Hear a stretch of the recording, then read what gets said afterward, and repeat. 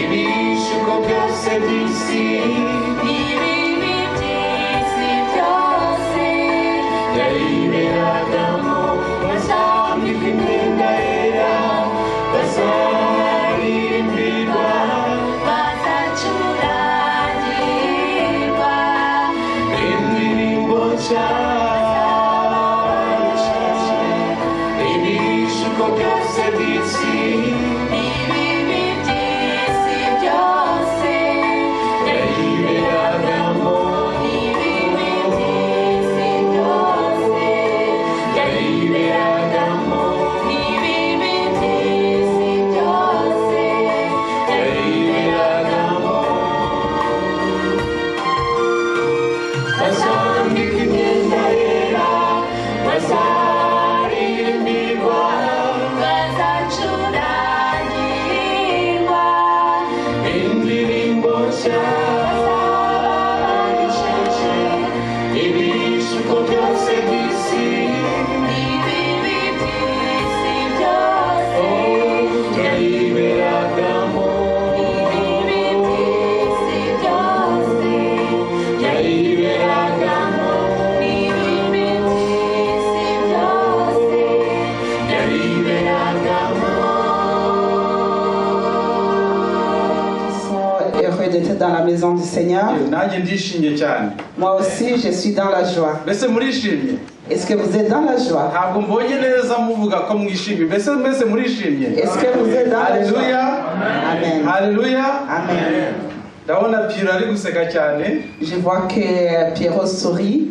Rwose nishimiye indirimbo mumaze kuririmba. Merci, nous sommes dans la joie à cause du chant que vous venez de Kandi chanter. ashimira ubutumwa mutugejejeho New Singers. Et merci pour le message du chant. Imana ibaha umugisha. Que le Seigneur vous bénisse. Imana rwose ikora ibitangaza. Dieu fait des miracles. Iyo umuntu akoreye Imana ntacyo azabura. Si quelqu'un sert le Seigneur, cette personne ne manquera de rien. Tumaze iminsi dushaka ukuntu twakwiga ubuhanuzi.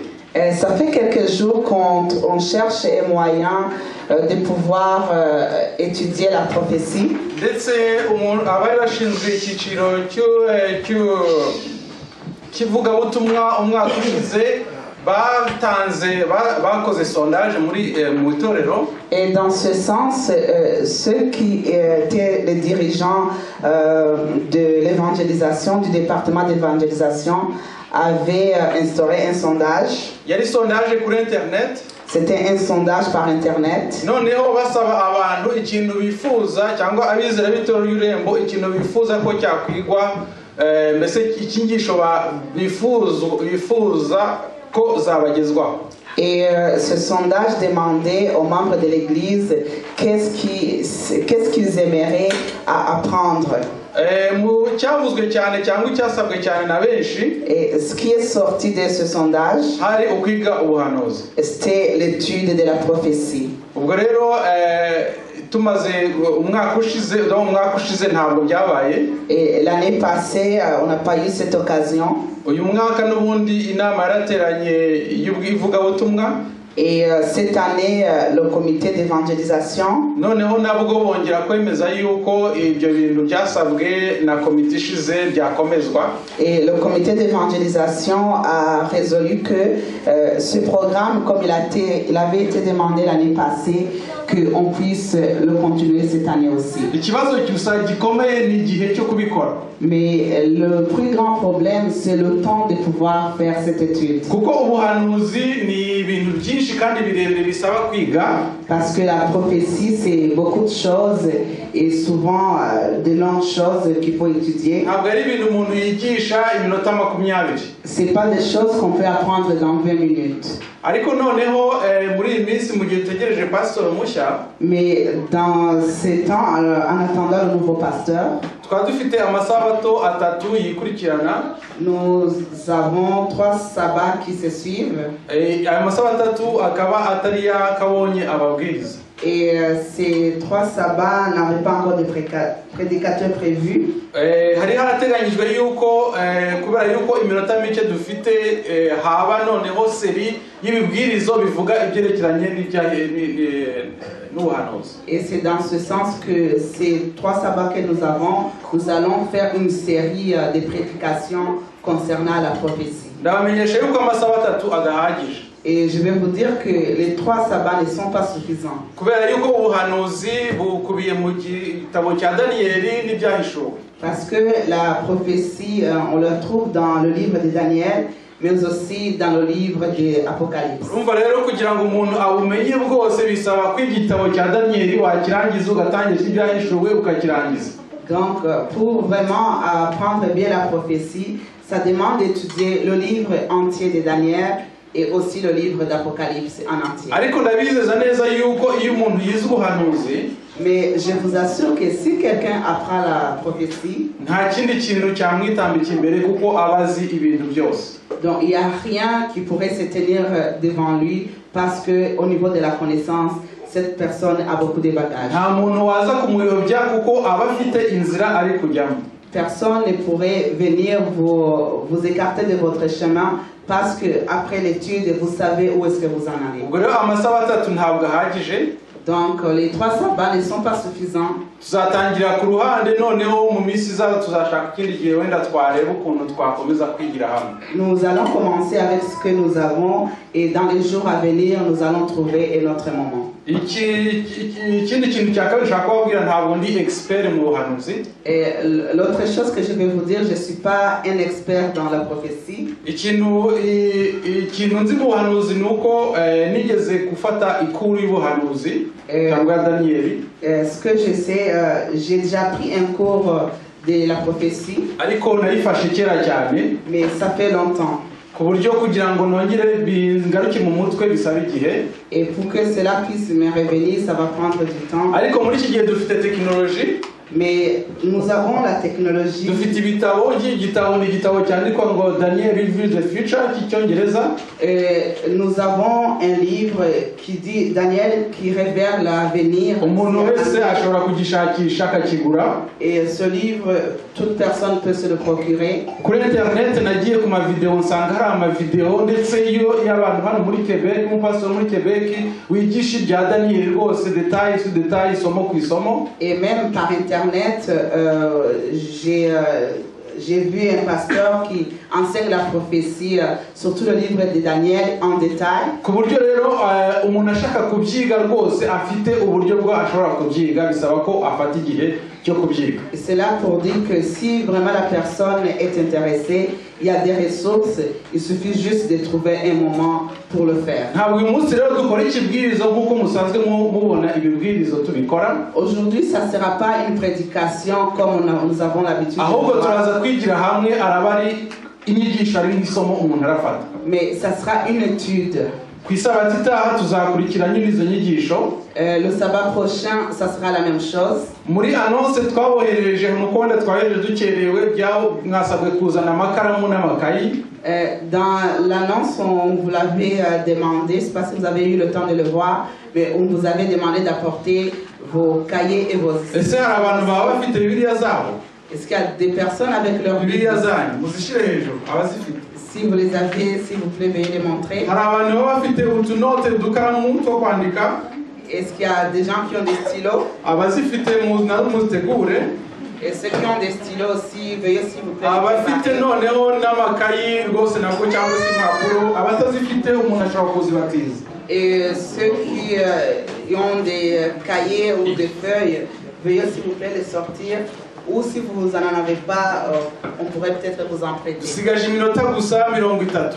Nous avons juste 30 minutes. ubwo muraza kumbabarira ndamutse ndengeje iminota no kugira ngo nibura igice cya kabiri cya Daniyeli tucyumve tukirangize. Et vous allez donc m'excuser si le temps dépasse, mais mon objectif aujourd'hui, c'est vraiment d'apprendre le 2e chapitre du livre de Daniel.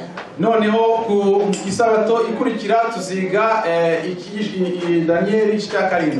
Et le sabbat prochain, ça sera Daniel, le chapitre 7. igice cya ikurikira tuziga Daniyeli cya 8. Et l'autre sabbat d'après, ça sera Daniel, le chapitre 1. ubwo tuzareba noneho ukuntu tuzajya tubyiga buhoro buhoro tubonye n'abantu bose bashobora kutwigisha twabashaka noneho bagakomeza. Et nous allons trouver un moyen d'apprendre le reste. Et si aussi nous avons la grâce de trouver d'autres personnes qui peuvent nous aider dans ce sens, nous allons aussi les utiliser. Reka dusenge. Prions. Data uri mu ijuru, uri Imana nziza, uri Imana ikomeye, twongeye gushimira uyu mwanya duhaye kwiga ijambo ryawe. Twebwe ubwacu ntabwo twabishobora, ntitwarimenya utadufashije. Niyo mpamvu dusabye umwuka wawe wera kugira ngo aze atumurikire, maze ibyo tuza kuvuga byose uyu munsi bize kudufasha mu buzima bwacu bwa Kristo, kandi bize kutubera impamba n'urwego bizatugeza mu ijuru. Tubyambaje mu izina rya Yesu. Amen. Amen. Nagira ngo negere mbegere Je veux m'approcher plus de vous kubera ko turi mu ishuri, ndasaba n'abicaye inyuma hari uko kwakwegera. parce que nous sommes comme dans une classe. Ubwo rero dufite projection ngira ngo abari inyuma badukoreye projection. Nous avons une projection ici, ceux qui sont derrière Il y a un nous PowerPoint qui est sur le tableau. nous aider.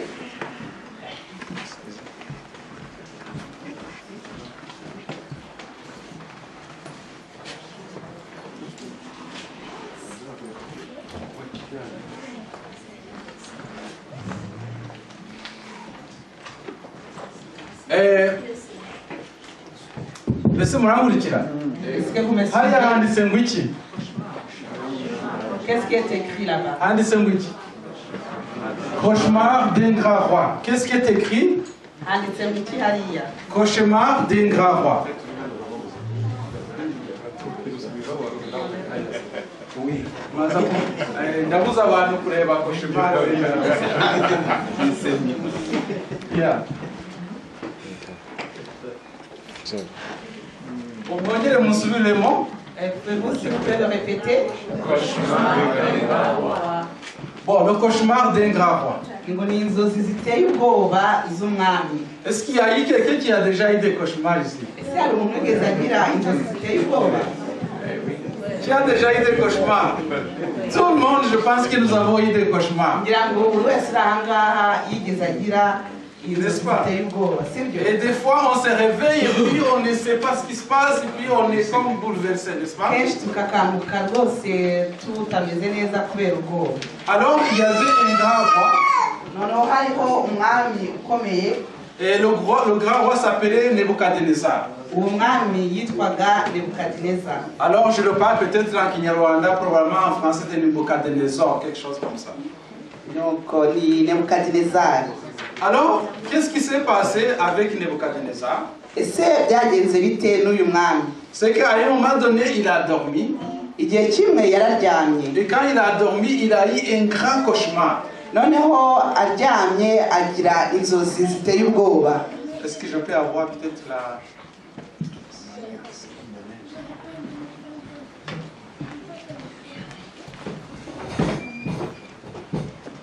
Donc il a eu un cauchemar, vous voyez ce roi-là. Murabona umwami ahangaha yagize inzozi ziteye ubwoba, Il a eu un grand cauchemar. agira inzozi ziteye ubwoba. Puis quand il s'est réveillé, il ne se souvenait plus de ce qu'il a rêvé. Noneho igihe akangukiye ibyo yari yarose byose arabyibagirwa. Ça se trouve en Daniel chapitre 2. Ibyo tubisanga mu gitabo cya Daniyeli igice cya kabiri. Donc à partir de Daniel 2, vous voyez ce qui se passe avec ce grand roi. Kuva mu gice cya kabiri cya Daniyeli mubona ko byagenze n'uyu mwami. Alors je vais vous situer un peu dans le temps. Ndagerageza kubishyira mu gihe. C'était autour de 2500 ans en arrière de là où nous nous trouvons maintenant. Ni ukuvuga ngo ibyo byabaye imyaka 2500 nyuma yacu. Et peut-être que vous pensez comment nous avons compté ça. Noneho mwakibaza uti se ibyo babibaze bate? Vous savez que l'ère actuelle, si on vous dit nous sommes en 2018, n'est-ce pas? Murazi iyo batubwiye ngo turi mu mwaka w'2018. Comment on obtient 2018? D'où vient 2018? Ese 2018 Qui peut répondre? Le 2018, qui peut répondre? La naissance de Jésus. C'est la naissance de Jésus-Christ, n'est-ce pas? ibyo babihera ku ivuka rya Yesu Donc Kristo. on compte 2018 avant, donc après la naissance de Jésus-Christ. ni ukuvuga ngo turi mu 2018 nyuma yo kuvuka Est-ce que kwa nous sommes Yesu. d'accord? Ese ngo turemera? Alors, qu'est-ce qui se passait avant Jésus-Christ? Comment les gens comptaient? None se ibyabaye imbere ya Yesu Kristo byo babibaraga bate? Comment, qui a appris l'histoire? Ese Comment on faisait? mu bize amateka babigenzaga bate? Qui peut répondre? Oui, Pierrot? babaraga baturuka hejuru bamanura hasi. Ok, donc il comptait en descendant. Nous, on compte en montant, il comptait en descendant. Bo babaraga bava hejuru bamanuka hasi nk'uko Piero abitubwiye. Alors, donc, si vous voyez, il y a 2500 ans en arrière, donc comptez 2018, alors vous déduisez aussi les années avant Jésus-Christ, et vous allez voir où l'histoire commence. Ni ukuvuga ngo iyo batubwiye ngo 2500 murebe kuva ku ivuka rya Yesu noneho musubire inyuma. Je crois que ça ne marche pas là. Oui, il faudra donc c'est ça, merci. Je vais encore vous donner le contexte, mais on n'a pas le temps.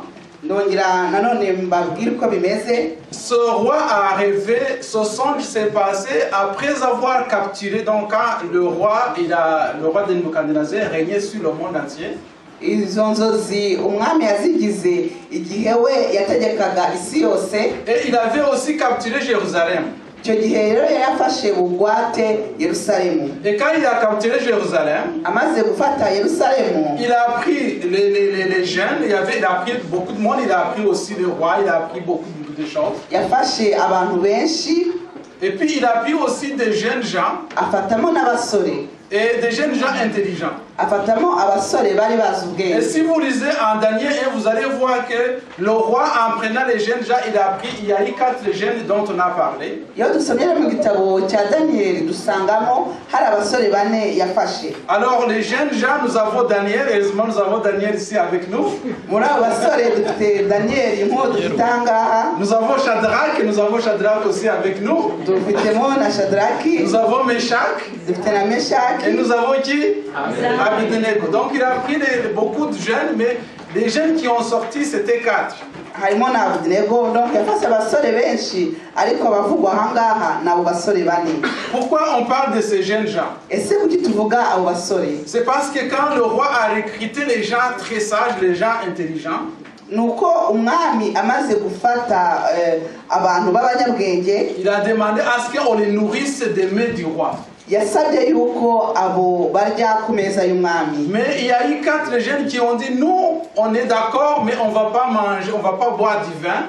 Abo basore bane bo baravuga bati twebwe ntabwo tuzanywa ku nzoga On va pas manger de la viande. kandi ntabwo tuzarya inyama. Et le roi était fâché Noneho umwami ararakara parce qu'il pensait que pour être intelligent, il fallait bien manger, il fallait manger aussi toutes ces choses-là. kuko yibwiraga ko kugira ngo ugire ubwenge byasabaga ko urya kuri ibyo byose. Mais les jeunes gens n'ont pas mangé. Ariko abo basore bo baririnze Mais ntibabirya.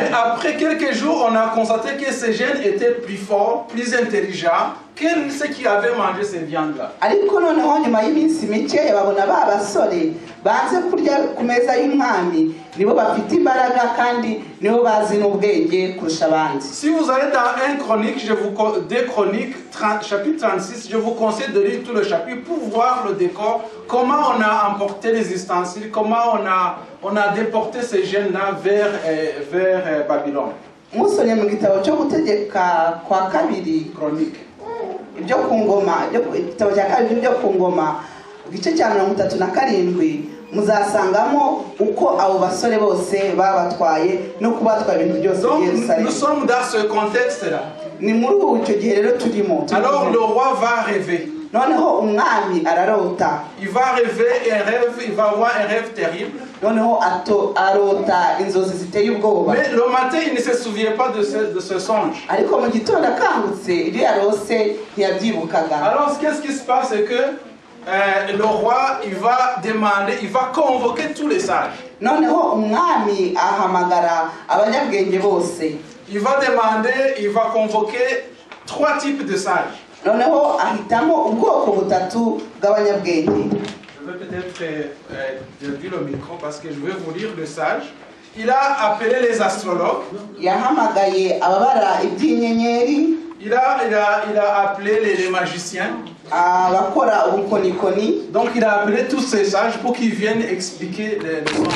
Ahamagara abo ngabo kugira ngo baze basobanure iby'izo nzozi. Mais ce qui est étonnant, c'est qu'ils n'ont pas pu expliquer. Ariko igitangaje nuko ntabwo babashije kubisobanura. Alors on va vous lire, je vais vous lire un peu ce qui s'est passé. Ngiye kubasomera rero uko byagenze. Donc la seconde année du règne de Nebuchadnezzar, il a eu des songes, il avait l'esprit agité, il ne pouvait dormir. Ce que je viens de vous expliquer. Le roi fit appeler les magiciens, les astrologues, les enchanteurs et les chaldéens pour qu'ils lui disent ses songes. Ahangaha ni mu gitabo cya kabiri, Daniel igice cya kabiri umurongo wa mbere kugera ku wa gatatu murambabarira. Je pense qu'on peut, si tu dis on ne va pas terminer, je pense qu'il faut, on va lire en français. Turasoma mu gifaransa noneho abandi ni ugufata note. Oui. Prenez le note et lisez. Donc il a appelé, les premiers qu'il a appelé c'est qui? Les astrologues. Yahamagaye abambere yahamagaye ni babandi Les magiciens, parce que c'est bon, les magiciens. yabanje guhamagara abakonikoni. Les astrologues après. Ababara iby'inyenyeri. Les enchanteurs. Et les quartiers. N'abakardari. Ok. Pourquoi il a appelé ce monde-là? Ese kuki yahamagaye abo bantu bose? C'est parce que les magiciens, kuko abo bakonikoni et ils coupent pour pouvoir révéler le futur, pour pouvoir maintenant savoir ce qui va se passer. bo bavuga ibizaza. Qu'est-ce qu'ils faisaient? Ils versaient de l'huile sur de l'eau. Bo icyo bakoraga basukaga amavuta ku mazi. Et ils étudiaient les signes. Noneho bakiga ibimenyetso. Et ils devraient trouver la signification des rêves. Noneho bagasobanura inzozi. Il a appelé aussi les sorciers. Ahamagara abarozi. Et les sorciers, eux, ils communiquent avec des morts. Abo ngabo bavugana n'abapfuye. Donc il faut communiquer avec les morts pour trouver la vérité sur la vie des gens. Abo ngabo bavuga ngo ni ukuvugana n'abapfuye kugira ngo bamenye ukuri ku bantu. Il a appelé aussi les astrologues. Ababara inyenyeri. Les astrologues, ce n'est pas des astronomes, il faut différencier les deux. Hein? Ok? Les astronomes et les astrologues, c'est différent. Non, exactement. Okay. Ouais. Ababara inyenyeri, Donc abastrologue. ils regardent un peu la constellation, ils vont prédire le futur. Bo bareba uko inyenyeri zimeze nabo bakavuga ejo hazaza. Alors tout le monde était dépassé, il ne pouvait pas expliquer. Byose rero byari byabarenze batabasha kubisobanura. Et la suite a été qu'il a dit, écoute, il faut les tuer. Noneho umwami aravuga ati noneho bose ni ukubica. Il a dit, vous ne pouvez pas, il faut vous souvenir de mon rêve, sinon on va vous tuer. Umwami ati mugomba kwibuka ibyo narose atari ibyo mwese murapfa. Qu'est-ce qui s'est passé? On a commencé déjà à tuer ces astrologues-là. Noneho batangira kwica ba bantu. Parce qu'ils ne pouvaient pas révéler le songe du roi. Kuko batashoboraga kusobanura cyangwa kwibutsa umwami ibyo yarose. Mais qu'est-ce qui s'est passé? Que le mot est passé partout chez tout, on cherchait tous les sages pour les tuer. None uko byagenze byatangiye kugenda bihwihwiswa mu bandi bose. Jusqu'à ce que le message arriva chez Daniel en disant, Daniel, on va vous tuer parce qu'il y a quelque chose qui s'est passé chez le roi et les gens n'arrivent pas à expliquer. Toi aussi, tu es parmi les sages, tu seras tué. Inkuru rero igera no kwa Danieli ati nawe urapfa kuko habuze umuntu n'umwe ubasha kwibutsa umwami ibyo yarose. Et qu'est-ce que Daniel a fait? Noneho Daniel se yakoze iki? Daniel, il est allé voir ses amis. Danieli ajya kureba inshuti ze. Il est allé voir Shadrach. Ajya kureba Shadrach. Il est allé voir Meshach. Ajya kureba Meshach. Il est allé voir Abednego. Ajya no kureba Abednego. Il dit, et c'est grave. Ati birakomeye. C'est grave, on va nous tuer. Birakomeye kuko tugiye gupfa. Ils ont commencé à tuer les autres. Batangiye kwica ndetse n'abandi. Nous devons faire quelque chose. Hari icyo tugomba gukora. Et qu'est-ce qu'ils ont fait? None icyo bakoze ni C'est iki? écrit là-bas. Ils ont prié. Icyo bakoze barasenze. Chers amis, quand nous avons des problèmes, qu'est-ce que nous faisons? Bene data iyo dufite ikibazo tubigenza dute? Nous devons prier. Tugomba gusenga. Et ici, Daniel n'a pas prié tout seul. Ahangaha Daniel ntabwo yigeze asenga Il a wenyine. cherché ses amis Yahamagaye za nshuti et ze ils ont prié ensemble. maze barasengana. Et Dieu Dieu soit loué. imana ishimwe On ne les cyane a pas tués. ntago babishe Amen. On amen ne les a pas tués. ntago babishe Mais ils ont trouvé le songe. ahubwo noneho za nzozi babasha Dieu leur a kuzisohora. révélé le songe. Si vous regardez dans Daniel chapitre 2, si vous lisez, vous allez trouver que Dieu leur a révélé le songe du roi. Imana musomye muri cya gitabo cya Daniel igice cya kabiri muzasanga ko Imana yahishuriye ba Daniel za nzozi umwami yari Alors yavuze. Daniel 2 chapitre 28, Noneho Daniel kabiri igice cya murongo wa 28 Daniel dit au roi, Daniel abwira umwami mais il y a dans le ciel un Dieu qui révèle le secret et qui a fait connaître au roi Nebuchadnezzar ce qui arriva dans la suite du temps. abwira umwami ati hari Imana iri mu ijuru ya yindi ihishura ibihishwe iyo niyo yakubwiye ibigiye kuzaza.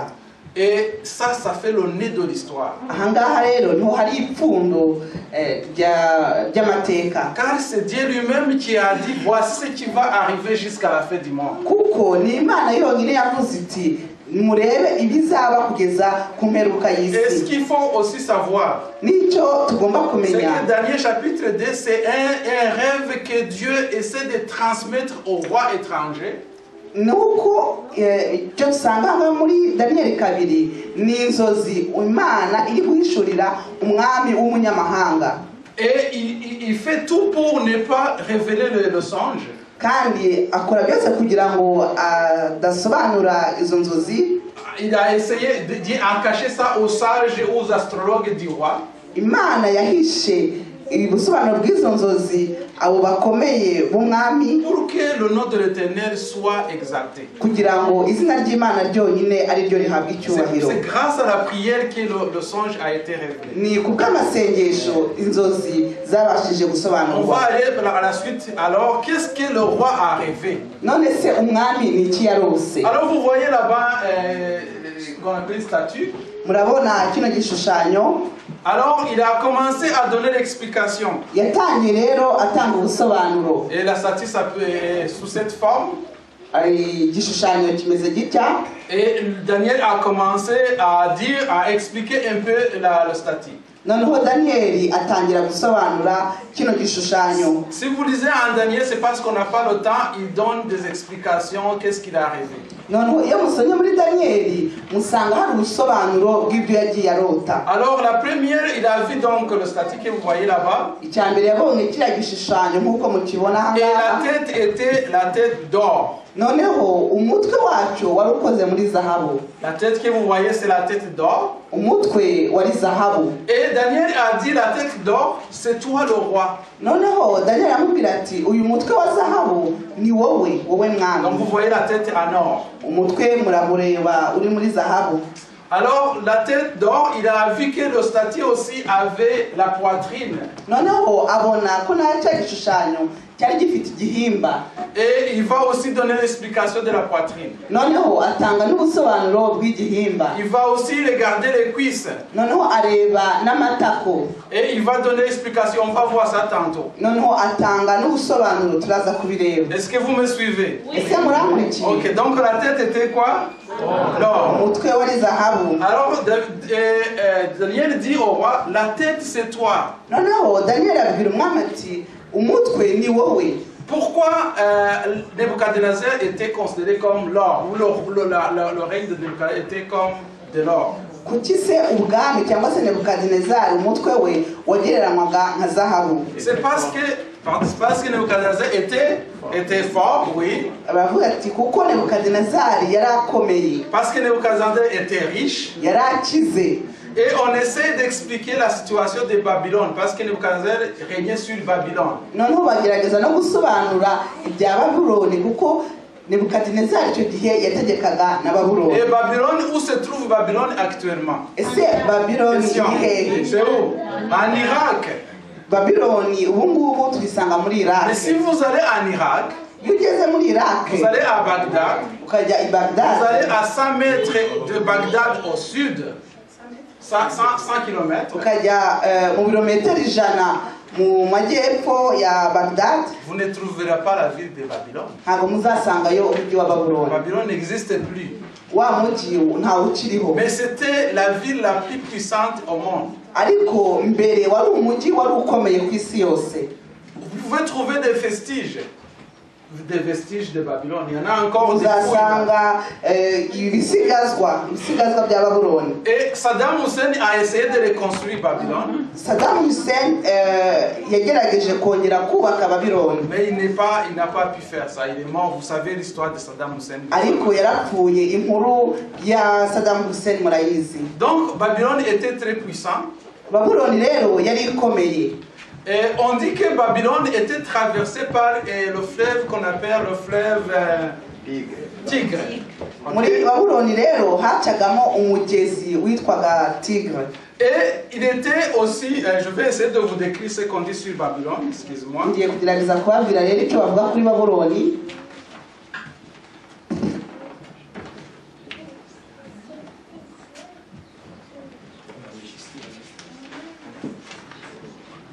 Ok, donc il était à 100 km de...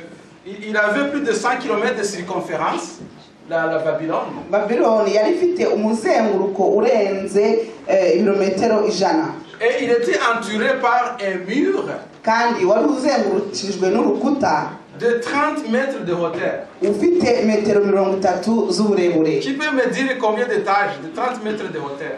Ese ninde wambwira na amaetaje angahe? Un étage en gare. 30 mètres de hauteur, c'est combien d'étages? À peu près 15 étages. Ngo ni nka etaje 15. Donc vous voyez une ville qui a été construite il y a plusieurs années. Murareba rero umujyi wubatswe ihashize imyaka myinshi cyane. 30 mètres de hauteur. Ufite metero 30 C'est z'uburebure. comme si vous prenez 15 étages Ni nkaho mwafata etaje et vous 15 faites un mur autour de la ville. noneho mugafata urukuta ruzengurutse umujyi. Et on dit que le mur était assez large pour transporter 3 chars côte à côte.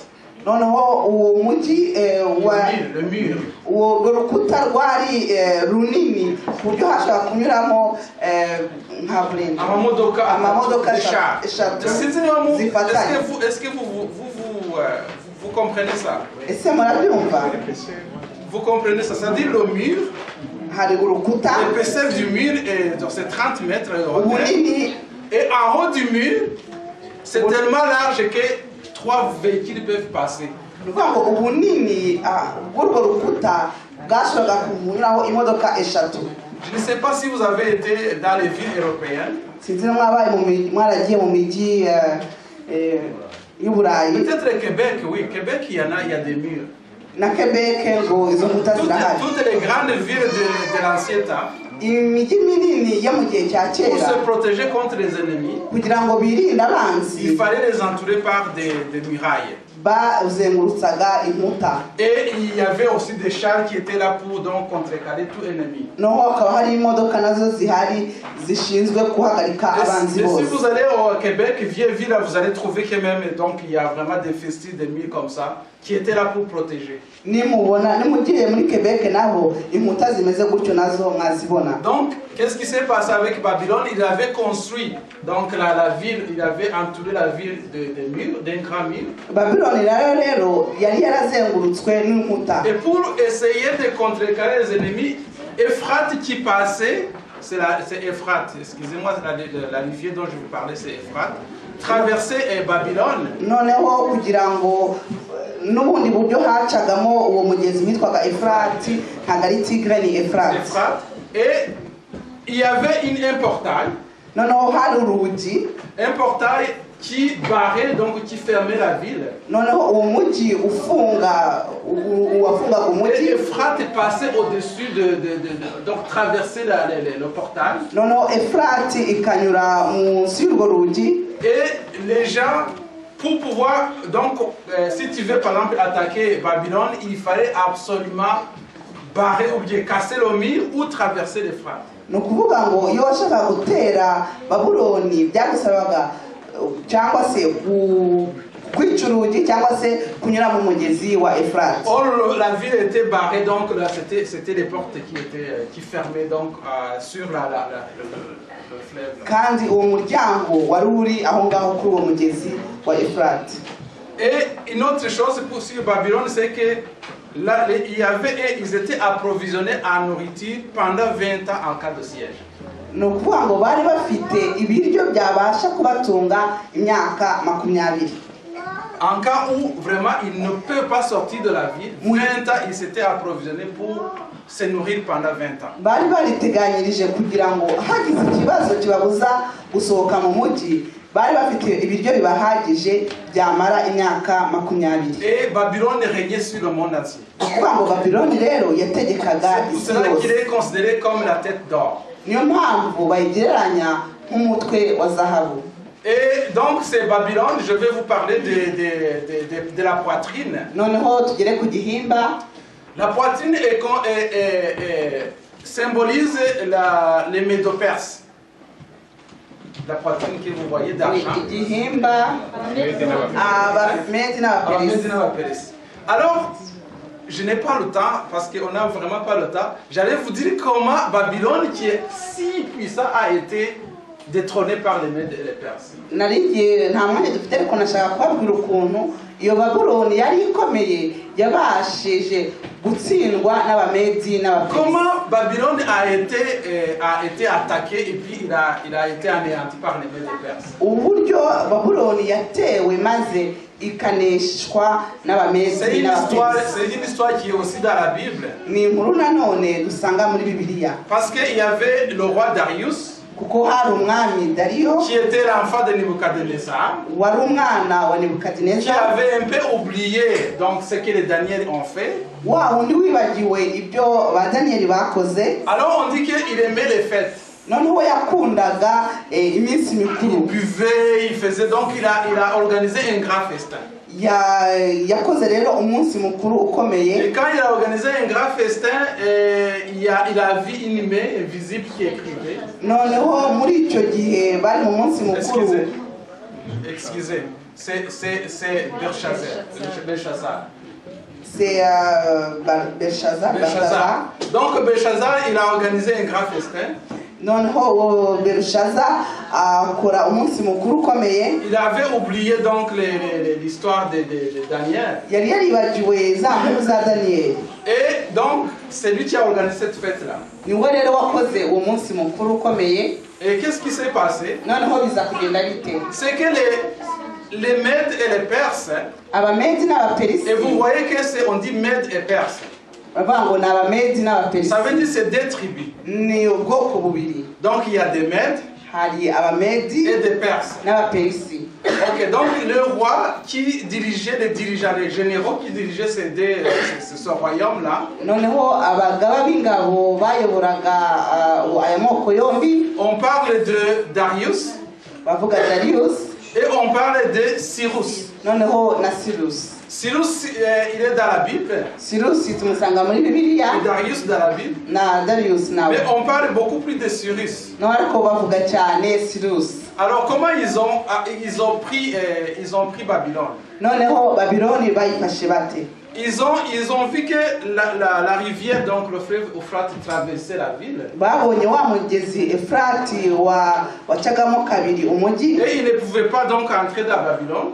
Byari bakomereye kwinjira muri Babuloni. Ils ont assiégé Babylone pendant plusieurs jours. Noneho bazenguruka Babuloni iminsi myinshi. Alors les Babyloniens, quand ils ont vu les Perses, Noneho abanyababuloni babonye Abaperesi, ils ont commencé à se moquer d'eux. noneho baratangira barabaseka. Ils ont commencé même à aller jeter la nourriture. Noneho bajugunyira n'ibiryo. Dit, oh, vous ne pouvez pas nous prendre, nous avons même 20 ans pour nous nourrir. Bati mwebwe ntacyo mwadukoraho dufite imyaka 20 yo kubasha Vous pouvez kurya. faire ce que vous voulez, vous ne nous attraperez jamais. Mushaka gukora ibyo mushaka byose ntabwo muzigera Jusqu'à ce mubifata. qu'ils jetaient la nourriture par les murailles pour nourrir les soldats de Cyrus. Noneho bagafata noneho ibiryo bakabirenza urukuta kugira ngo babashe guha ibyo kurya abo basirikare ba Cyrus. Qu'est-ce qui s'est passé? Noneho bigenda bite? C'est que quand Belshazzar était en train de fêter, Noneho mu gihe Belshazzar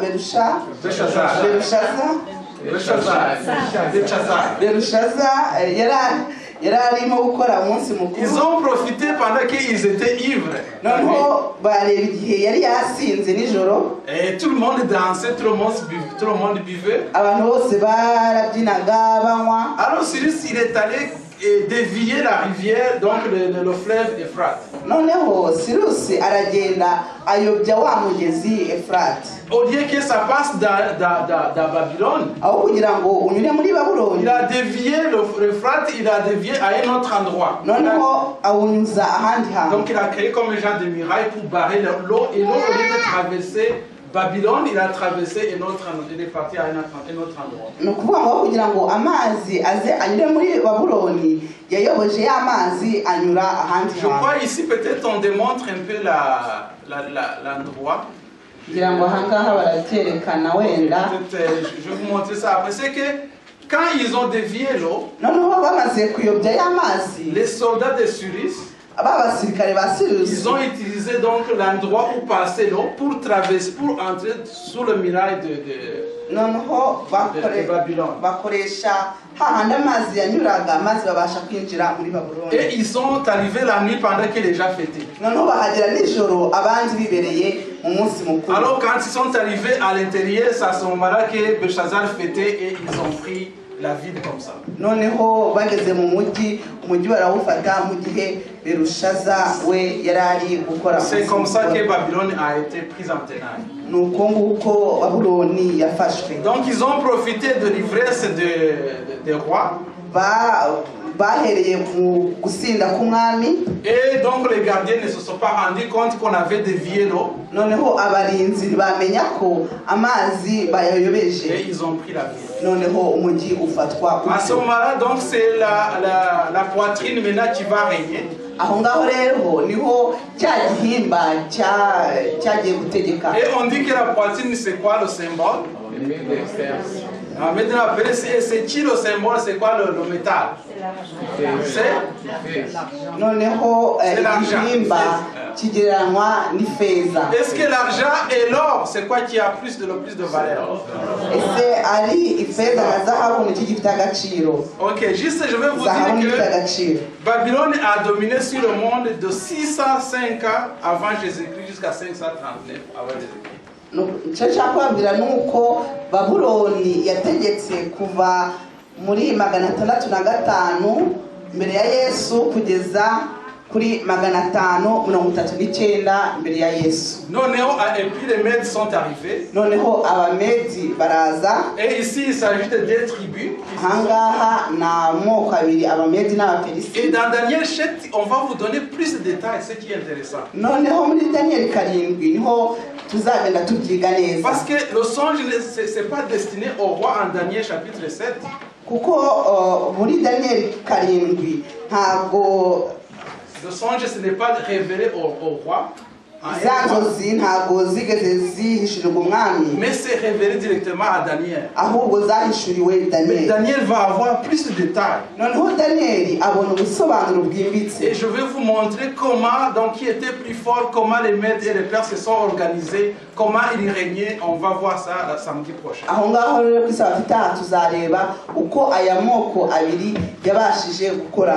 Donc les Mèdes, ils ont régné aussi, c'était des royaumes très puissants. Et ils ont été remplacés par, est-ce que vous voyez la cuisse? Et la cuisse, c'est quel métal? C'est quel métal? Umuringa, c'est quoi? Et en français, c'est quoi? Et rein. Et est-ce que le rein est plus fort que l'argent? Non. Et le rein ici, les Mèdes et les Perses finalement ont été remplacés par un roi jeune. Et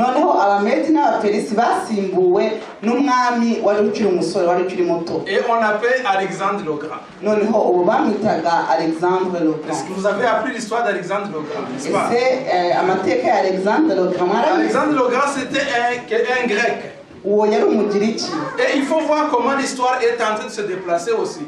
murebe ukuntu amateka ari kugenda Ça akurikirana. commence par les rois du Moyen-Orient, Birigo byatangiye mu bami bo mu bihugu ou bya l'Asie mineure, byo mu bihugu bya Aziya, donc l'Irak, les Arabes. muri Iraka, Abarabu b'iki gihe. Et ça commence, les Mèdes et les Perses aussi, c'est des Arabes. Mu Bamedi n'Abaperisi nabyo ni muri ibyo bihugu by'Abarabu. Mais maintenant, il y a l'Occident qui entre en jeu. Noneho ahangaha noneho haje noneho abanyaburayi nabo binjiye, Donc les Grecs. Abagiriki. Quelqu'un a déjà été en Grèce ici? Ese hari umuntu wagiye mu Bugiriki hano? Je connais quelqu'un qui a déjà été là. Hari umuntu nzi ko ahageze? Alors, moi, je n'ai jamais été là-bas. Ngewe sinigeze Mais si vous nkagera, allez en Grèce, ariko iyo mugeze mu vous allez Bugiriki voir les vestiges de la Grèce. muzasanga ibisigazwa by'icyo gihe. Donc, le roi Alexandre le Grand, Noneho uwo mwami Alexandre le Grand il était très très jeune, à 20 quelques années, ou dans les années 20. yari akiri umusore, Et il a attaqué les Mèdes et les Perses. noneho atera Abamedi n'Abaperisi, Et il a pris le monde, il a pris donc la ville. noneho afata gitumo wa Ici, mujyi. on dit qu'il dominait le monde. Ahangaha bavuga ko yategekaga isi yose. Quand vous dominiez sur Jérusalem, Iyo wategekaga quand Yerusalemu, vous dominez sur Babylone, iyo wategekaga Babuloni, c'est comme si aujourd'hui vous allez attaquer et vous prenez les États-Unis. ni nkaho uyu munsi wagenda ugatera maze ugafata Leta Et si Zunze vous, Ubumwe za si vous Amerika. prenez Washington et New York, Noneho iyo ufashe Washington na New York, vous dominez le monde, n'est-ce pas? nkaho waba ufashe isi C'est yose. ça. Donc ces rois-là, ils avaient des villes, mais ils dominaient aussi pratiquement le monde parce que c'était des gens puissants qui pouvaient aller battre n'importe quel roi du monde. Abo bami rero bari abami bakomeye bashobora gutsinda abandi bami bose, ariko bafataga rero n'imijyi ikomeye. Donc si vous allez dans British Museum, Iyo mugeze muri musée y'Abongereza, vous pouvez voir le cylindre de Cyrus si vous voulez voir. mushobora gusangayo ibyo bya Sirusi. Alors on va voir comment Alexandre aussi, il a pris, comment il a régné. Tugiye kureba rero uburyo uyu Alexandre le Grand nawe yategetse. Donc je vous ai dit, quand vous allez, on va voir dans Daniel chapitre 7, Nkuko nabwiye ko tuzabira muri igice cya karindwi cya Daniyeli, on va voir les détails sur le royaume de Grèce. tuzareba rero byimbitse ku byerekeye y'ubwami bw'Ubugiriki. Parce que Dieu donne vraiment les détails précis sur ce royaume-là. Kuko Imana yagiye itanga ubusobanuro kuri ubwo bwami. Alors lui, il avait 4 généraux. We rero yari afite abagaba b'ingabo bane. Alors il avait la réputation d'être très ambitieux. Uwo rero Alexandre le Grand azwi nk'umuntu wari ushaka kugera ku bintu byinshi bikomeye. Alors à l'âge de 33 ans, Afite imyaka 33, il devient très puissant, Alexandre le Grand. yari akomeye cyane. Alors il y a une citation de quelqu'un ici. Donc il y a quelque chose qui est écrit dans Historical Library, livre 16, chapitre 12, concernant Alexandre le Grand. Hari ibyanditswe rero muri iki gitabo kuri Alexandre le Grand. On dit, c'est écrit, je suis persuadé qu'il n'existe de nation, de ville, de peuple qui n'ait entendu parler de lui.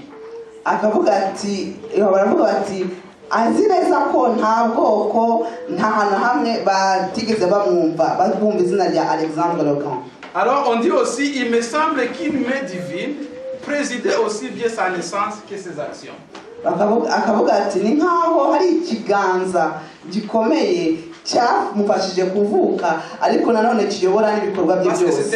il était très jeune, Kuko yari akiri muto mais il cyane, était très puissant. ariko afite n'ububasha bukomeye. Que dans chapitre 7, on le symbole des ailes d'aigle. Il était vraiment très très puissant. Noneho Très rapide. mu gice cya karindwi bamugiranya nk'amababa y'ikizu, ni ukuvuga ngo yarihutaga cyane kandi afite n'imbaraga. Je vais peut-être vous montrer un peu. Ça c'est. Non, excuse-moi, ça c'est le mythe dont je vous ai parlé de comment ils ont dévié l'eau. Ahangaha ni rwa rukuta nk'uko nabibabwiye. Ça c'est le cylindre de Cyrus dont je vous ai parlé. Ça c'est la poitrine. Ça c'est, on arrive au cuisse d'Éré, donc d'Alexandre le Grand. Ahangaha rero ni ya matako y'umuringa ashushanya Alexandre le Grand. Et ici, donc c'est le royaume donc, qui est les reins. Je vais juste vous montrer un peu. Donc les chars un peu d'Alexandre le Grand. ahangaha rero ni amafarashi ya Alexandre le Grand. Et donc on voit un peu son armée ici. Ahangaha turi kureba ingabo ze. Et ici, donc, ce que je viens de vous dire, que je suis persuadé qu'il n'existe de nation, de ville, de peuple qui n'ait été entendu parler de lui. Kavuga ati nzi neza ko nta muntu n'umwe nta mujyi n'umwe nta bwoko na bumwe butigeze bumva uwo Alexandre. Ça, c'est un peu l'image d'Alexandre le Grand. Ahangaha ni ishusho ya Alexandre le Grand. Donc, si on parle que la Grèce donc, a régné de 331 jusqu'à 168 avant Jésus-Christ. Aho rero Ubugiriki bwategetse kuva muri 331 kugeza mu 168 mbere ya Yesu. Une question sur vous. Il reste combien d'années avant que Jésus ne naisse? Ese hasigaye imyaka ingaha ahangaha kugira ngo Yesu avuke? Réponse derrière. Ça combien? Vous voyez l'histoire s'approche. Bavuga bati se hasigaye imyaka ingahe kugira ngo Yesu avuke? Hasigaye imyaka 168. Ce qui est intéressant, c'est que c'est quelqu'un qui vient de l'eau. D'où ça? De l'Occident. Ahangaha rero murana ko amateka agenda twegera kandi nanone igitangaje ahangaha ni umuntu uvuye mu Donc bihugu les by'Uburayi. Occidentaux commencent maintenant à prendre le monde. Noneho abanyaburayi nibo noneho batangiye gufata isi, gutegeka isi. Alors après Alexandre le Grand, Nyuma ya Alexandre le Grand, les gens disent que Alexandre le Grand aussi fêtait beaucoup. Il avait tellement conquis le pouvoir rapidement qu'il s'est enivré. noneho uyu Alexandre le Grand yari yagize ubutunzi ndetse n'ububasha bwinshi, noneho atangira gusinda. Et il ordonnait à ses généraux aussi de s'enivrer jusqu'à la mort. Noneho agategeka nabo bagaba ingabo ze kunywa inzoga bagasinda kugeza bapfuye. Donc il y avait une compétition de boire. Noneho hari irushanwa Celui qui boit beaucoup, c'est lui le grand. Et puis il fallait boire jusqu'à la mort. unywa inzoga cyane uwo niwe wari ukomeye, noneho bakanywa kugeza bapfuye. Alors on dit que d'ailleurs Alexandre le Grand, c'est l'alcool qui l'a tué. Noneho bavuga ko uyu Alexandre le Grand ni inzoga zamwishe. Donc il est tombé malade, il était encore très jeune et puis il est mort. Yararwaye yapfuye akiri muto Il est cyane. mort et puis son royaume a été dirigé par les généraux. Noneho apfuye bwa bwami bwe buyoborwa n'ababagaba b'ingabo. Donc il règne jusqu'à 168 avant Jésus-Christ. Nuko rero ategetse kugeza mu 168 mbere ya Yesu. Maintenant, qu'est-ce qui se passe? Noneho rero bigenze bite? Il y a les jambes de fer. Les jambes de fer. Alors, est-ce que les fers... Alors, on va comparer. Hari Fer, noneho amaguru y'ibyuma. oui. Est-ce que le fer vaut plus cher que l'or? Ese ibyuma bihenze kurusha izahabu? Quand on va aux Olympiques, on ne va pas déjà prendre le fer. Iyo mubona babandi bakora imikino y'isi ntaho tubona bahaye igikombe cy'icyuma. Question numéro 2. Icya kabiri kibaza. Est-ce que le fer est plus fort que l'or? Oui, le fer peut écraser l'or parce qu'on utilise le fer pour pouvoir, c'est plus fort physiquement. Noneho ikindi, ese noneho icyuma kirushije imbaraga zahabu? Igisubizo ni yego, kuko icyo cyuma gishobora guca zahabu mo kabiri. Une autre chose que je veux vous dire ici, c'est que vous voyez que les jambes sont plus longues que les autres, que la tête que les autres. Ikindi cyakwambira ni uko amaguru murayareba ni maremare kurusha umutwe, kurusha igihimba ndetse no kurusha Dieu ne n'amatako. fait pas des choses au hasard. Imana ntabikora ibintu bihutiyeho. Il a symbolisé le royaume qui va suivre par les jambes. Yashushanyije ubwami Les buzakurikiraho jambes qui marchent, n'est-ce pas? n'amaguru, amaguru agenda, Les jambes fortes, amaguru akomeye. et ça va être les Romains. Ahangaha ni Abaroma. Donc les Romains viennent en jeu. Noneho ahangaha Abaroma nibo noneho bafashe Je vous ubutegetsi. demande d'aller à la maison, aller sur YouTube et chercher les guerres sur les Romains. Noneho umukoro nabaha mugende kuri YouTube mugeze mu rugo mushake intambara z'Abaromani. C'est terrible les guerres là. Il y en a encore qui jouent ça dans les films. Moi j'ai regardé ça. Izo ntambara zari zikomeye ndetse no mu mafilime y'ubu ngubu hari abakizikina. Et c'était déjà très fort. bari abantu bakomeye, Ils avaient une armée très puissante. bari bafite ingabo zikomeye. Ils ont commencé à utiliser le fer, donc tout ce qui est fer, tout ce qui est ferraillé, pour des lances, des boucliers. Batangire gukoresha ibintu bikoze mu byuma, turavuga amacumu cyangwa se Ils ingabo. sont venus avec des chars, Noneho bazana n'amafarashi, des casques, n'est-ce pas? noneho n'ibikingira umutwe. Donc c'est les Romains qui prennent le pouvoir maintenant, qui dirigent le monde. Ahangaha ni Abaroma noneho bari kuyobora isi. Dans chapitre 7, on va voir quel animal qui symbolise les Romains. Noneho mu gice cya karindwi tuzahabona iyihe nyamaswa ishushanya Vous Abaroma. allez voir que c'est un animal terrible. On n'a même pas décrit cet animal. Muzasanga ari inyamaswa iteye ubwoba uko imeze. Et donc c'est une monarchie de fer qu'on va voir ici. Ahangaha ni ubwami bw'icyuma tugiye Et kubona. ça démontre une suprématie militaire. Noneho kerekana no gukomera kwa gisirikare. Rome est décrit en tant que le quatrième royaume que vous voyez là-bas. Ahangaha mu bwami bwose twabonye Abaroma ni ubwami bwa Et j'aimerais kane. que quelqu'un me lise Daniel chapitre 2 verset 40. On va voir c'est quoi, comment Rome est décrit. Nasaba kugira ngo hagire udusomera muri Daniel igice cya kabiri umurongo wa 4 wa 40. 40. Est-ce que quelqu'un peut nous lire ça rapidement? Daniel kabiri umurongo wa 40. ariko ubwami bwa kane buzakomera nk'icyuma kuko ibyuma ari byo bimenagura ibintu byose bikabijanjagura kandi nk'uko ibyuma bimenagura ibintu byose niko ubwo bwami buzamenagura bukajanjagura butyo. Amen. Amen. Donc c'est un royaume qui va tout briser. Ni ubwami buzasenya buzamenagura byose. Donc si vous voyez un peu les villes romaines, Iyo murebye imijyi y'Abaroma, donc c'est un royaume qui va être aussi très long. ni ubwami kandi buzamara igihe kirekire. Donc ça commence à 168 avant Jésus-Christ. Buzatangira bwatangiye muri mwaka w'168 mbere ya Yesu Et Kristo. ça finit quand? Noneho burangira ryari? Quand est-ce au retour de Jésus? Ça finit quand? Après Jésus-Christ? Oui. Quand Jésus est né, c'est qui régnait? C'est les Romains. Igihe Yesu yavukaga ni bande Qui peut bategekaga? me donner le nom des rois quand Jésus régnait? Abaroma nibo bategekaga. Hérode c'était un juif, c'était pas un Ese mwambira umwami wategekaga igihe Yesu yavukaga? César. Oui, Yari César. umwami César. César, nous avons encore des prénoms César, n'est-ce pas? Caïsar, César. Kayizari.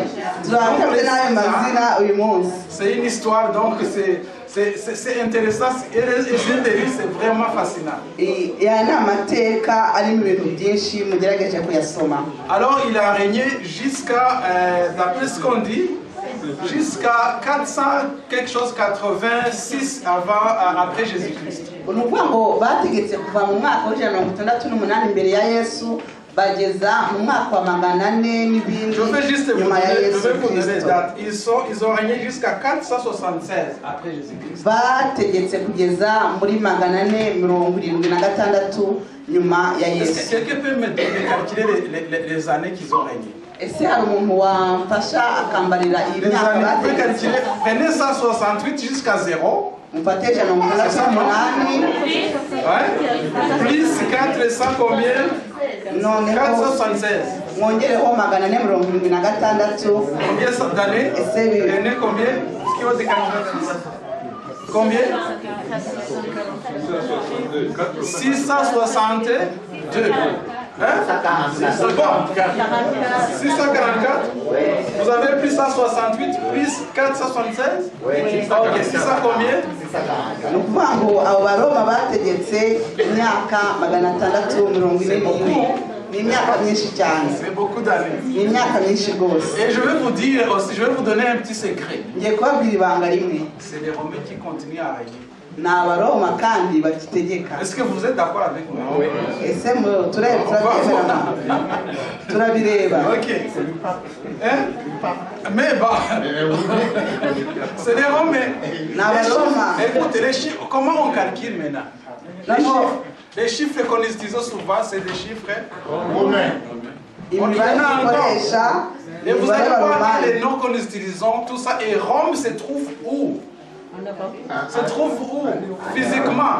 En Europe. Roma ubu ngubu tuyisanga mu bihugu C'est à by'uburayi. Rome, n'est-ce pas? Donc c'est l'Occident qui prend le pouvoir. Est-ce que c'est pas l'Occident qui règne sur le monde? Ese so Non? Oui.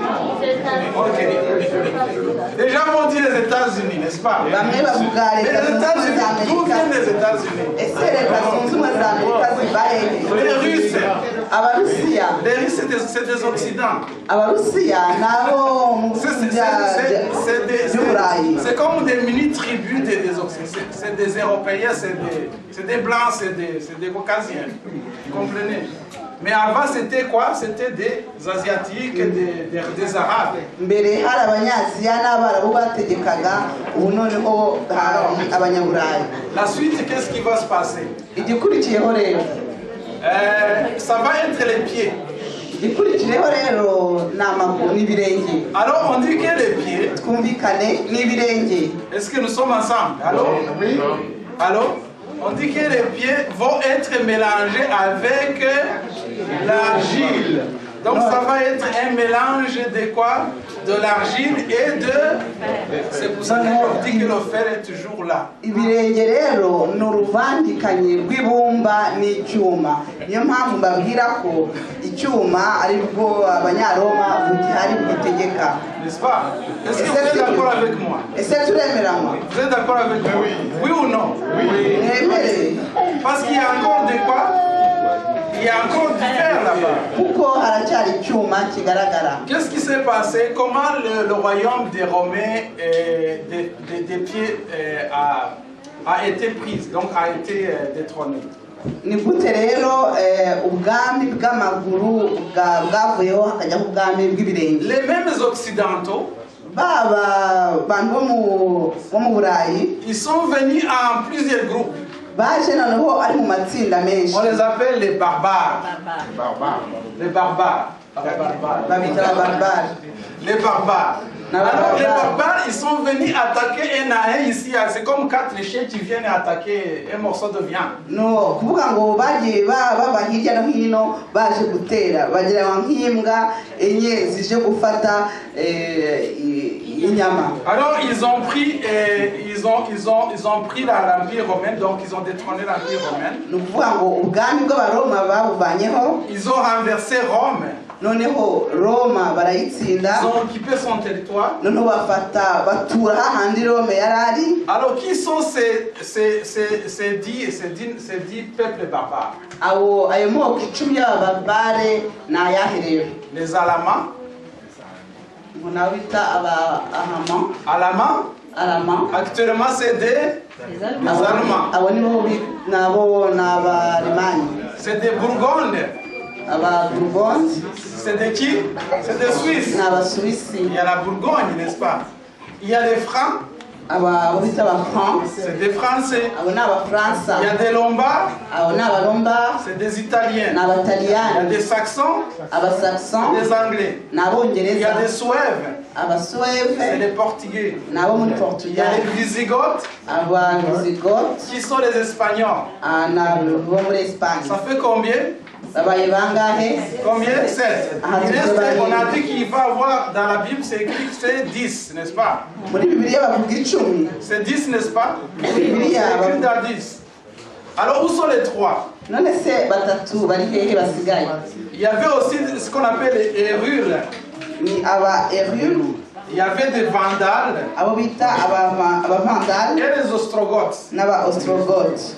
Alors ces trois royaumes, ubwo bwoko butatu on ne les entend pas, on ne les connaît pas. abo ntabwo tubumva ntabwo tubazi. Pourquoi? kubera iki? Parce qu'ils ont disparu. kuko barabuze. Il y a une autre puissance qui les a remplacés. hari izindi mbaraga zabasimbuye. On verra ça la semaine prochaine. igihe tuzabireba isabato itaha. Parce que ces 10 peuples qui ont attaqué l'empire romain, ils ont pris l'empire. kuko bari ubwoko 10 bwafashe ubwami bw'abaroma. Et puis ils ont fait disparaître. Donc ils ont pris l'empire, mais il y avait des Vandales, des Ostrogoths. On dit que les Vandales, ça fait partie de l'Afrique, donc les Arabes, il y a une partie de Maghreb, donc Maghreb. abavandari bavuga ko hari igice cy'amajyaruguru ya Afurika. Mais ces peuples-là, on les voit, ils sont autour de Rome, on verra ce qui s'est passé. Abo rero tuzareba ubutaha uko byagenze. Alors l'Europe d'aujourd'hui est, donc si on parle de 10 pieds, Ahangaha turi kuvuga ibirenge. donc les 10 tribus barbares, ils se sont divisés l'Europe, vous les voyez en bas. Muri kubireba hariya Vous voyez des Éryres, vous avez des Bourgognes, ils sont là. Donc vous connaissez ces pays, n'est-ce pas? y'amoko 10 nk'uko twayavuze biriya bihugu Vous murabizi avez des Vandales, ils sont là. barahari. C'est eux qui se sont divisés, ce sont eux qui forment les pieds d'argile et de fer. nibo bagize ibirenge by'ibumba hamwe n'icyuma. Alors, on dit, tu as vu le fer mêlé avec l'argile, Daniel chapitre 2, 43. Igice cya kabiri cya Daniel umurongo wa 43 bavuga ngo wabonye icyuma kivanze n'ibumba. Parce qu'ils se mêleront par des alliances humaines. Kuko bazahuzwa n'amasezerano yabo. Je vais continuer, n'est-ce pas? Ils vont se mêler par alliance humaine. Bazajya bahuzwa n'amasezerano. Alors comment les gens s'allient? Abantu Par des mariages. abantu bahura bafatanya bate ni mu Et gushingirwa. ici on parle des rois. Comment les rois en Europe, ils ont essayé de se mêler? Abami noneho mu bihugu by'ibirayi babashije gufatana bate. Je vais essayer de vous dire ici, on dit, donc il y a eu des mixages, n'est-ce pas? Je vais vous dire un peu qu'est-ce qui s'est passé. Ngiye kubabwira uko byagenze. Si vous visitez, si vous allez au Danemark, Iyo mugiye muri Denmark n'est-ce pas? Et que vous vous rendez à un endroit qu'on appelle Frederiksborg. mukajya ahantu hitwa Frederiksborg, Ok, vous allez trouver un château qui s'appelle Frederiksborg. muzasanga rero inzu ikomeye bita chateau. Alors vous allez voir sur le mur des chambres, Muzasanga rero ku nkuta c'est ça le z'ibyumba. château là que vous voyez là. Iyo niyo chateau N'est-ce turi pas? kuvuga. Alors vous allez voir les noms des reines et des rois qui se sont mariés. Muzahasanga amazina y'abami n'abamikazi bashyingiranywe. Parce que la Bible dit ils vont essayer de s'unir ensemble. Kuko Bibiliya ivuga ngo bazagerageza guhura Mais ils ne vont gufatanya, jamais s'unir, ils vont jamais former un seul royaume. ariko ntabwo bizabashobokera gukora ubwami Il y bumwe. a eu des gens qui ont eu des tentatives d'unir l'Europe. Hari abantu bagerageje guhuza ibihugu by'uburayi. Exemple, le roi Frédéric et la reine Diana. Nk'urugero umwami Frederic n'umwamikazi Diana. C'était des rois soit d'Angleterre qui mariaient une fille de notre pays pour essayer de se réunir ensemble. Hari nk'abami b'Ubwongereza bageragezaga gushaka abagore mu bindi bihugu kugira ngo bagerageze guhura. Mais ils ne se sont jamais entendus. Il y a eu toujours des guerres en Europe. Vous connaissez l'histoire. Ntibigeze bumvikana nk'uko mubizi mu mateka hahozeho intambara muri biriya bihugu. Ils essayaient de se marier entre eux, à essayer de prendre une femme de français. Ils ont essayé vraiment tous les mélanges, ça n'a pas marché. Bagerageze no gushyingiranwa hagati yabo kugira ngo babashe kuba ubwoko bumwe, ariko byarabananiye. Pourquoi? Parce que Dieu a dit le fer ne peut jamais se mélanger avec l'argile. Kuko Imana yarabivuze ko icyuma ntabwo kizigira gifatana Et n'ibumba. un autre point que nous devons considérer, Ikindi kandi tugomba kumenya, c'est qu'il y a des royaumes qui sont très forts, hari ubwami bukomeye cyane, même actuellement, parce que nous sommes là. ndetse na n'ubu kuko natwe Il y a des royaumes turabyirebera. très forts, Hari ubwami il y a bukomeye, des royaumes faibles. hari ubwami Tout le monde dit bworoheje. que je suis président. Bose bakavuga ati ndi perezida. Devant un Trump rencontre un président en Afrique, il dit ah, je suis président. Mais c'est le président. Trump agahura n'umuperezida wo muri Afurika, ariko bose bitwa abaperezida. Est-ce que ces deux présidents ils font la même chose? Ese abo baperezida bafite agaciro kamwe?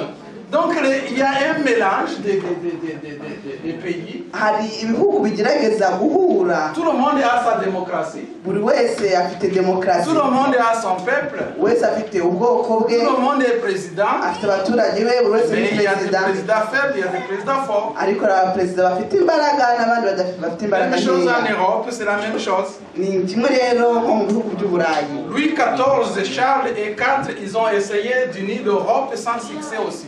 abo bami harimo Louis 14 et Charles V. na Karoli gatanu nabo bagerageje guhura Ils ne seront jamais unis. ariko byarabananiye Ils ont essayé de faire mentir la prophétie parce qu'ils avaient étudié Daniel aussi.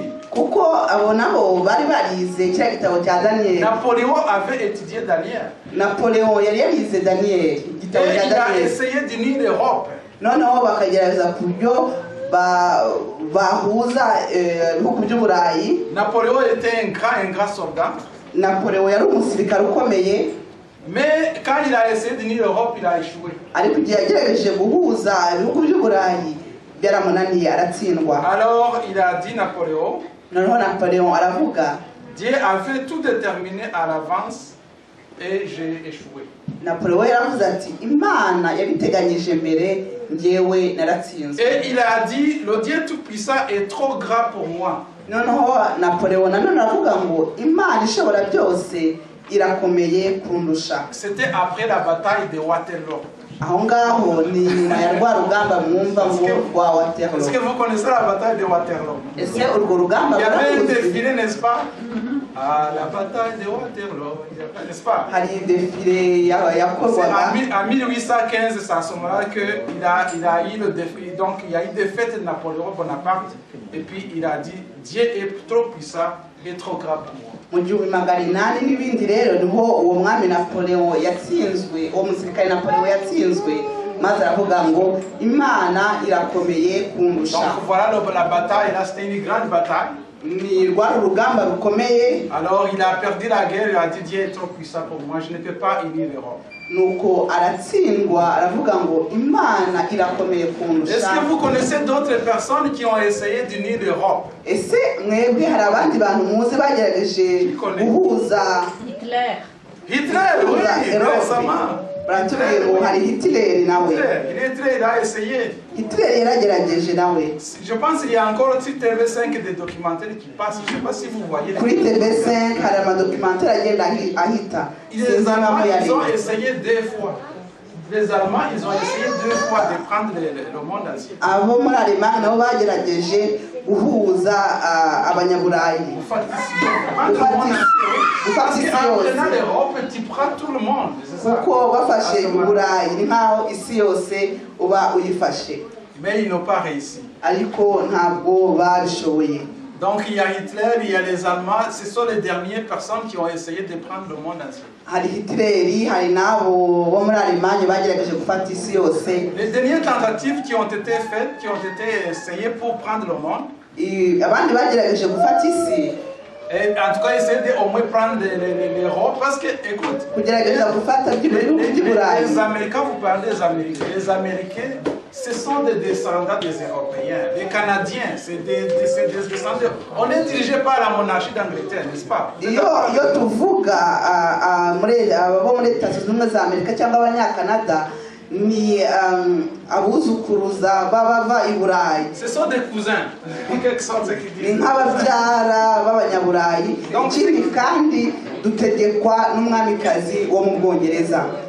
Alors, l'Union européenne a essayé aussi de s'unir dernièrement, Union Européenne nayo yagerageje guhura, économiquement d'abord. bashaka guhura mu buryo bw'ubukungu. Mais vous voyez, il y a des problèmes de pouvoir s'unir. Il y a le Brexit dernièrement qui s'est passé. Namwe mwarabibonye mu makuru yashize mu minsi ishize biriya bya Brexit, donc byarabananiye nabo. Donc il y aura beaucoup de tentatives. Ni ukuvuga ngo bazagerageza. Mais ce qui se passe, c'est que ça ne marchera jamais. Ça, c'est Napoléon. Ariko ikiri cyo nuko ntabwo bizigera bishoboka. Alors, qu'est-ce qui se passe? Ici, on parle des généraux européens. Je vais vous montrer les images. Ils ont essayé, mais ça n'a pas marché. Abana bagaba b'ingabo bo mu Burayi bagerageze ariko bikabananira. Il y a ici, on peut parler de De Gaulle, on peut parler de Hitler, on peut parler de... Twavuga De Gaulle, twavuga Hitler, On peut parler de Eisenhower. C'est ça? hari Eisenhower. Ils ont essayé d'orienter le destin du monde. Bagerageje kujyana isi mu rundi Mais ruhande ça n'a pas marché. ariko birabananira. Donc Nebuchadnezzar et les autres, Nebukadneza n'abandi ils ont essayé, c'est eux, les autres qui ont essayé de suivre le cheminement, mais on est rendu maintenant au pied d'argile, n'est-ce pas? abo ba Nebukadineza nibo bagerageje gukurikira iyo nzira none ubu ngubu tugeze ku birenge. Alors, quelle va être la fin alors? Noneho imperuka izaba iyihe? Alors, dans la Bible, on parle de la fin. Bibiliya bavuga imperuka. Alors, on parle d'une pierre, n'est-ce pas? Je voudrais qu'on puisse lire ça. Baravuga ibyerekeranye ikibuye. Alors, on dit dans le temps de ces rois, on peut lire ensemble? Mu gihe cy'abo bami. Est-ce qu'on peut lire ensemble? Katusomere hamwe twese mu Daniel Gifaransa. 2:44. Ni muri Daniel 2:44. Est-ce qu'on peut lire ensemble? Dans le temps de ces rois, le Dieu des cieux suscitera un royaume qui ne s'arrêtera jamais de Dieu et qui ne passera point. N'est-ce pas? Sur la domination de notre peuple, il brisera, anéantira tous ces royaumes-là et lui-même subsistera éternellement. Donc, on est sur le pied, n'est-ce pas? Turi ku birenge noneho. Donc, ce qui va suivre, Ikizakurikira rero et heureusement que la Bible nous l'a dit, nuko kubw'amahirwe c'est y'Imana qu'il y a une grosse pierre qui va venir, hari ikibuye kinini qui va kizaza venir frapper les pieds. kizaza kikagwa kuri bya Les pieds, birenge. c'est qui? Bya birenge ni iki? C'est qui? Est-ce que c'est qui? C'est les Romains? Ni iki? Une partie des Romains, oui. Hari Les pieds, igice c'est qui? cy'Abaroma. Les pieds, c'est nous. Écoute, c'est nos royaumes, nous sommes dans les pieds. N'est-ce pas? Mu by'ukuri rero ibirenge ni twebwe ko turi muri ubwo bwami N'est-ce pas? Nous sommes dominés par ces rois, n'est-ce pas? dutegekwa n'abo bami. Donc, il va venir frapper les pieds. Icyo kibuye kizaza kigwe kuri ibyo birenge. Et qu'est-ce qui se passait avec la statue? Noneho cya gishushanyo bigenda bite? La statue va s'écrouler. Noneho cya gishushanyo cyose kigwe Est-ce qu'on hasi. dit que ce royaume va subsister éternellement? Kuko bavuga ko ubwo bwami noneho buzaza buzabaho iteka ryose. Alors, on n'est pas encore rendu là. Ntabwo rero aho ngaho twe twahagera. Nous attendons que cette pierre tombe. Dutegereje ko icyo kibuye kigwa. Et si ça tombe, on dit que c'est le royaume de Jésus-Christ qui va venir. Noneho nikigwa tuvuga ko ari ubwami bwa Yesu buzaza. C'est le royaume éternel de notre Dieu. Ni ubwami buhoraho bw'Imana yacu. Et Jésus désire que nous puissions faire partie de ce royaume. Kandi Yesu yifuza ko twaba muri ubwo bwami. Il n'y aura pas de souffrance, Aho hatazaba il n'y aura imibabaro, plus de tristesse et de douleur et plus de soucis. nta gahinda, nta bibabaje bizaba muri Et ubwo Jésus bwami. nous offre ce royaume éternel. Kandi Yesu aduha ubwo bwami Est-ce que buhoraho. vous y croyez? Ese murabyizera? Est-ce que vous y croyez? Ese murabyizera? Je pense qu'il y a 2500 ans, quand on a parlé à Nebuchadnezzar, probablement il n'y croyait pas. Ndakeka ko igihe babwiraga Nebukadineza imyaka 2500 ishize ntabwo yigeze abyemera. Mais je pense que lui, il aurait raison de ne pas croire. Ariko nkeka ko we afite impamvu zo kutabyizera koko. Mais ce sont des choses qui ont été écrites il y a plusieurs années. Ça n'a pas été, cette histoire n'a pas été écrite il y a quelques années. Là. Aya amateka yanditswe hashize imyaka myinshi ntabwo Et on a byanditswe. vu comment ces rois, effectivement, ils ont régné. Kandi koko amateka abitwereka uko aba bami bagiye Et vous bategeka. voyez comment c'est démontré un à un, n'est-ce pas? Kandi mukareba ukuntu bigenda byerekanwa umwe kuri umwe. Alors nous avons vu comment ces choses succédaient et nous avons l'histoire qui nous le dit. Tukareba uko bakurikirana ndetse n'amateka akabitubwira. Donc nous avons raison vraiment d'y croire. Ni ukuvuga ngo dufite impamvu zo kwizera bino bintu. Alors nous attendons le retour de Jésus-Christ. Ni ukuvuga ngo dutegereje rero kugaruka kwa Et Yesu. j'aimerais que tout un chacun de nous Kandi nasaba buri wese ahangaha de se préparer au retour de Jésus. kugira ngo yitegure ukuza Car kwa Jésus Yesu. revient bientôt. Kuko Yesu araza vuba. Amen. Amen.